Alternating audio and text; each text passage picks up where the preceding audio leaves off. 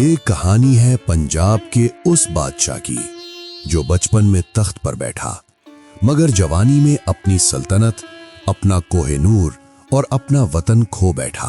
یہ کہانی ہے مہاراجہ دلیپ سنگھ کی، جو انگریز طاقت کے سامنے جھکایا گیا لیکن اپنی مٹی کو بھول نہ سکا۔ آج ہم سنائیں گے پنجاب کے آخری مہاراجہ کی ایک دردناک اور حیرت انگیز داستان۔ مہاراجہ دلیپ سنگھ کون تھے؟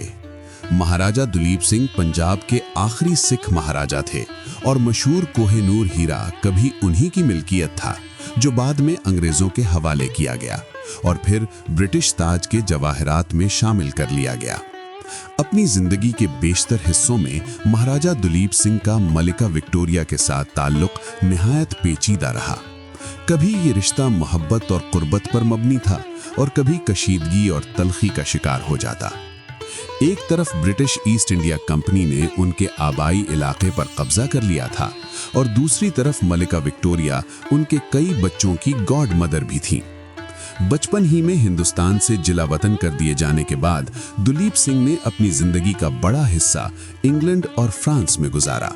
اس کے باوجود انہوں نے اپنی سلطنت اور شاہی لقب واپس حاصل کرنے کے لیے انگریزوں کے خلاف مسلسل جدوجہد کی۔ 5 سالہ مہاراجہ دلیپ سنگھ۔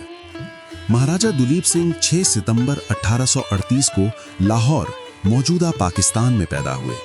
وہ مہاراجہ رنجیت سنگھ اور رانی جند کور کے بیٹے تھے۔ ان کے والد، جنہیں شیر پنجاب کہا جاتا تھا، پنجاب اور سکھ سلطنت کے پہلے مہاراجہ تھے جو آج کے مشرقی پاکستان اور شمالی مغربی ہندوستان تک پھیلی ہوئی تھی۔ والد کی وفات کے بعد اقتدار کے لیے خون ریز کشمکش شروع ہوئی اور کئی جانشین قتل کر دیے گئے۔ بالآخر صرف 5 سال کی عمر میں دلیپ سنگھ کو مہاراجہ قرار دے دیا گیا۔ پنجاب کی سپردگی۔ پنجاب کی غیر مستحکم صورتحال کا فائدہ اٹھاتے ہوئے برٹش ایسٹ انڈیا کمپنی نے تیزی سے اپنے قدم جما لیے۔ 2 اینگلو سکھ جنگوں کے بعد انگریزوں نے پورے علاقے پر قبضہ کر لیا۔ اس وقت صرف 10 سال کے دلیپ سنگھ کو مجبور کیا گیا کہ وہ اپنی سلطنت اور قیمتی کوہ نور ہیرا انگریزوں کے حوالے کر دیں۔ بدلے میں انہیں پینشن دی گئی، اس شرط پر کہ وہ برٹش حکومت کے وفادار رہیں۔ کوہ نور اور مہاراجہ دلیپ سنگھ۔ کوہ نور ایک صدیوں پرانی فتح کی علامت تھا جو دلیپ سنگھ کو اپنے والد سے وراثت میں ملا تھا۔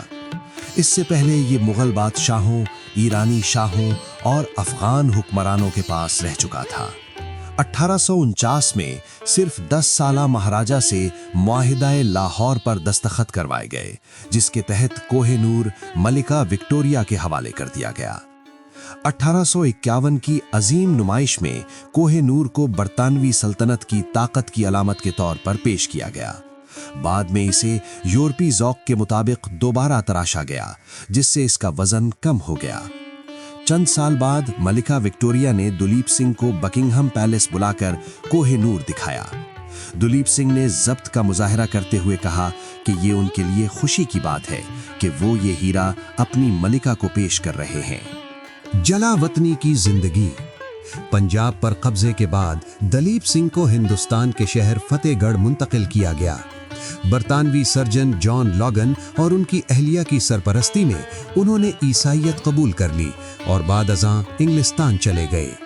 1854 میں ان کی ملاقات پہلی بار ملکہ وکٹوریہ سے ہوئی، جو ان کی شخصیت سے بے حد متاثر ہوئیں۔ اگرچہ انہیں شاہی خاندان میں عزت ملی، مگر انہیں ہندوستان واپس جانے اور اپنی والدہ سے ملنے کی شدید خواہش تھی۔ ماں اور بیٹے کی ملاقات۔ 1861 میں 12 سال بعد دلیپ سنگھ کی اپنی والدہ رانی جند کور سے ملاقات ہوئی۔ وہ ایک دوسرے سے جدا نہ ہو سکے اور ساتھ انگلستان چلے گئے۔ رانی جند کور نے بیٹے کو پنجاب میں اپنے ذاتی علاقوں کے بارے میں گشت و شنید پر آمادہ کیا۔ اسی دوران برطانوی حکومت نے ان کی پینشن میں اضافہ کیا اور ایک محل خریدنے کے لیے رقم دی۔ 1863 میں رانی جند کور کا انتقال ہو گیا اور دلیپ سنگھ نے ان کی میت کو ہندوستان لے جا کر آخری رسومات ادا کی۔ شادی اور خاندان۔ 1864 میں دلیپ سنگھ نے بمبا مولر سے شادی کی اور انگلستان میں ایلوڈن اسٹیٹ میں رہائش اختیار کی، جہاں انہوں نے محل کو ہندوستانی طرز پر سجایا۔ ان کے بچوں میں سے کئی نے برطانیہ میں اہم کردار ادا کیا۔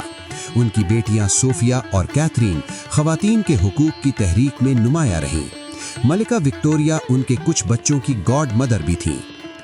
واپسی، سکھ مت اور آخری جدوجہد۔ 1886 میں دلیپ سنگھ نے دوبارہ سکھ مت قبول کیا اور پیرس منتقل ہو گئے۔ زندگی کے آخری برسوں میں وہ پنجاب واپس لینے کی کوششوں میں مصروف رہے مگر ناکام رہے۔ 1893 میں پیرس میں ان کا انتقال ہو گیا۔ انہیں انگلستان میں دفن کیا گیا اور ان کی آخری رسومات میں ملکہ وکٹوریہ کے نمائندے بھی شامل تھے۔ یوں پنجاب کے آخری مہاراجہ کی جدوجہد کا ایک دردناک باب اختتام کو پہنچا، مگر وہ اپنی سرزمین واپس لینے کی کوشش آخری سانس تک کرتے رہے۔